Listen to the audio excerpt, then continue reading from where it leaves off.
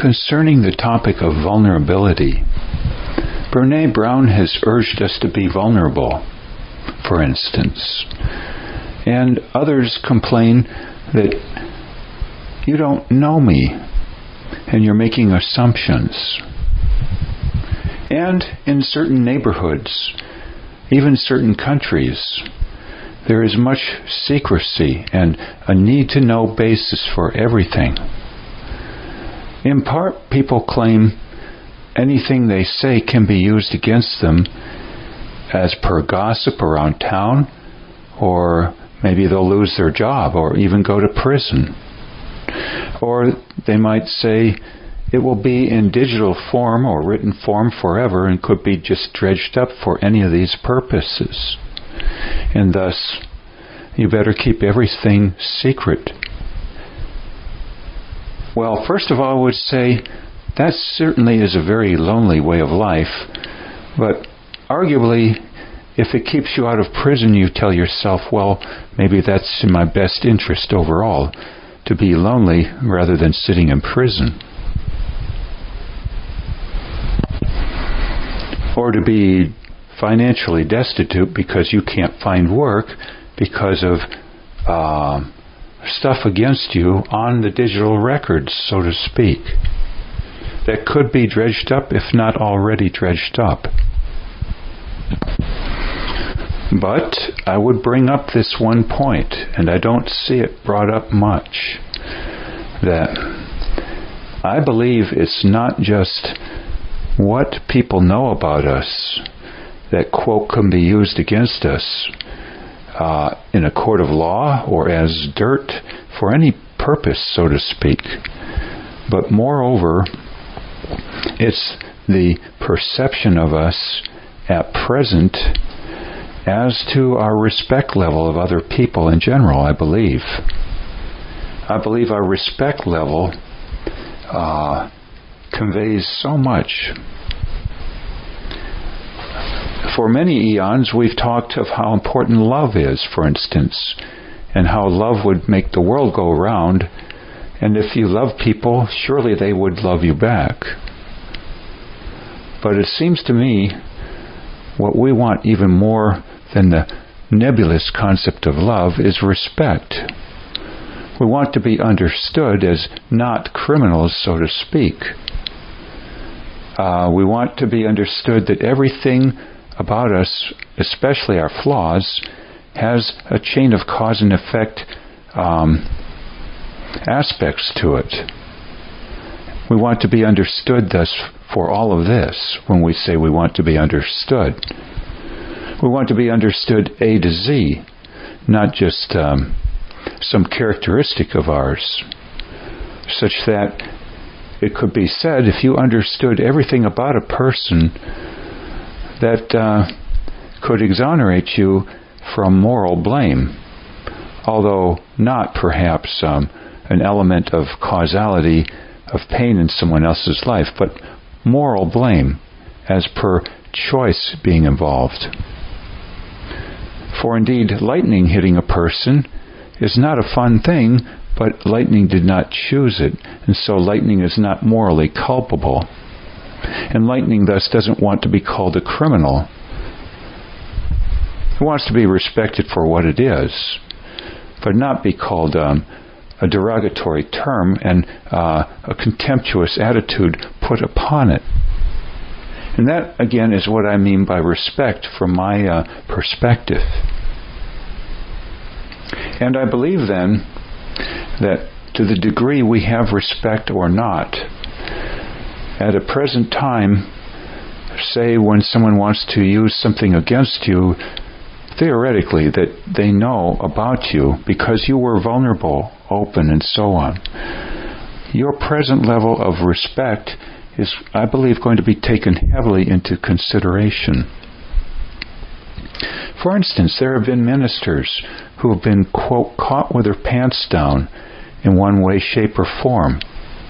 Maybe they had a homosexual relationship, and this was discovered by the people in their flock, so to speak, their church. Or maybe they were caught of some crime. Noting, for instance, when I was a child of 12, there was a neighbor down the street who, it was known, had been prosecuted for embezzlement. And then there is the cliché of the minister again, or anyone who has an affair with their secretary. Now, in these instances, I believe the defining moment, especially if we're talking about ministers in this case, is what is their attitude toward other people at the present time, not in their past. For how can we, of course, be held accountable in any way, shape, or form for how we were, say, as a baby, including when we had colics, say, and were at our not so best? Is that going to be held against us way back? Or are we going to be evaluated for what we are now? And especially, again, our level of respect toward other people. For I believe much is overlooked, shall we say much is forgiven. A new slate granted a person, and then, of course, incidentally, in my opinion, far fewer lawsuits also, to those who have respect for others. Note thus, this even morphing then into not just issues of what we may have, quote, done or not done, but even our mental faculties. Or as per how we function as per speed, say, if we're a clerk, a cashier. A cashier who smiles and is respectful will be accorded far more slack, I believe, in terms of perhaps not being the speediest of processors of our groceries being rung up, say. But a person who is a clerk and isn't smiling will be something of an issue, say, and often will be pulled from that position, I believe, even. Now, you might say thus, someone might try to deal with accusations leveled against them, dirt brought up, so to speak, by saying they're sorry and asking for forgiveness. And the word contrite comes to mind. Are they contrite? Well, it seems to me part and parcel of this is, are they respectful, or are they rather grand in manner and impudent? Are they contemptuous even? Of course, that can be rather difficult to ascertain in some people, hence the term crocodile tears, of false contriteness, or of saying anything to get off, so to speak, of the charges. Now, as an aside, for instance, Fred Rogers of Mr. Rogers' TV programming had once gone to Congress or talked with a congressman about getting more funding for his show. I believe it had been on PBS at one time. And about 2 minutes after talking to a congressman, the congressman decided to grant him funding when originally he hadn't intended on it, because he really liked Mr. Rogers' attitude. Well, what was that attitude then but, shall we say, respect, love, whatever? That moved mountains, but of course, that's not so common to have. Hence, Dr. Erich Fromm has referred in his book, The Art of Loving, that many people never meet someone who can love them. I would say that on a high-end scale, probably, what we call positive unconditional regard, or the ultimate in unconditional love. And some people wanting all or nothing. If not getting all, turning to objects or data, perhaps, for their comfort. So there have been even leaders, presidents, who have been accorded a great deal of slack, both in terms of mistakes made and, say, their intellectual functioning in older age, namely whether or not they're coming down, so to speak, with Alzheimer's or slowness of mindset, shall we say. Much is forgiven, much is overlooked, much is tolerated if the person is highly respectful.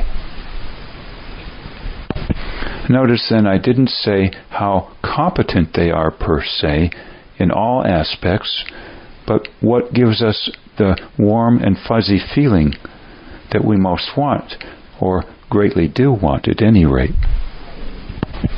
For if all we were concerned about is our survival, and who can best help us do that, then why would so many people volunteer to fight in wars, for instance, certain ones in particular, like World War II? Why would there be thus patriotism driving people to risk their lives, knowing they might never come back to their families or come back maimed physically or emotionally, if this weren't an issue of something more than survival at stake? And I believe respect is one of these key issues that people want, sometimes perhaps even more than life itself, as per the physical continuation of a person. This also talked of, interestingly, by Evie Pamperis in her book Bulletproof, when she said that she was able to give considerable respect to people who had, quote, committed crimes, and her being tied with law enforcement at a certain point in her life, they were so amazed and happy that sometimes they were almost rather willing to go to prison, and I would say suffer much, including a shortened lifespan in many cases, so that they could get this respect that no one else typically could accord them. Or it was an aha moment at any rate. So I believe, once again, to recap, if we are afraid of being open, of being vulnerable thus, to communicating a part of ourself, because we fear how that could be used against us in one way, shape, or form, and so we keep everything tight within, not just our emotions, but data about our activities. If we do this out of a thought that for all people this can be problematic, then I think we're failing to see perhaps the bigger picture of how much slack we can be accorded if we have the right attitude when data could come up against us. There have in fact been movie stars who made considerable sums of money, many, many millions, and yet were tried to be, quote, taken down by some people. It might have been said they didn't share enough money, for instance.